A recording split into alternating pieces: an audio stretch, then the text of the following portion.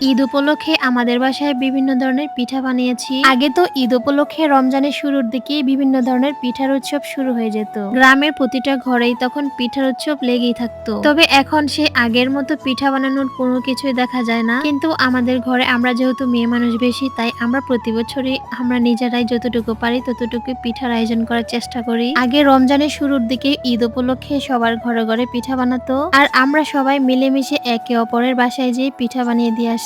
এখন এগুলো কোনো কিছু করা হয় না, কিন্তু ওই সময়টা অনেক বেশি মিস করি, কারণ ওই সময়টা অনেক বেশি সুন্দর ছিল। আর তখন ঈদের আনন্দটাও অনেক বেশি ছিল। যতই দিন যাচ্ছে এখন সবকিছু যেন উঠে যাচ্ছে। যেমন আগে বিভিন্ন ধরনের পিঠা ছাড়া মনে হতো ঈদই সম্পূর্ণ হবে না, কিন্তু আগেকার মানুষ অনেক বেশি ব্যস্ত থাকার পরেও সবকিছু সামলিয়ে নিত। আর এখন মানুষের কাজও কমেছে, মানুষ অনেক ফ্রি থাকে, কিন্তু তারপরেও সেই সময়টুকু হয়ে ওঠে না। তো আমরা সেদিন 3 ধরনের পিঠা বানিয়েছিলাম, ঝিনুক পিঠা, শামুক পিঠা আর হচ্ছে পাতা পিঠা। আমরা এটাকে নিম পাতা পিঠাই বলে থাকি। আপনারা কে কি বলে থাকেন অবশ্যই কমেন্ট করে জানাবেন। ওই দিন একই সাথে নকশি পিঠাও বানাতে চেয়েছিলাম, কিন্তু কোনো একটা কারণে সেটা আর করা হয়নি। তবে আমার কাছে শামুক পিঠা আর ঝিনুক পিঠা এই দুইটা পিঠাই খেতে বেশ ভালো লাগে, কারণ এগুলো ভাজার পরে বেশ ভালোই নরম আর মুচমুচে হয়। তো আপনারা ঈদ উপলক্ষে কে কি পিঠা বানিয়েছেন অবশ্যই কিন্তু কমেন্ট করে জানাবেন। আর আমি জানি আজকে আমার এই পিঠা বানানোর ভিডিওটি দেখে যারা প্রবাসী আছেন তাদের নিশ্চয়ই দেশের কথা মনে পড়ছে। আর আজকে যেহেতু প্রবাসী ভাইদের ঈদের দিন, তাই সকল প্রবাসী ভাইদেরকে জানাই ঈদের শুভেচ্ছা। দোয়া করি সকলের সুন্দর দিনের মুহূর্তগুলো আরো সুন্দর হয়ে উঠুক।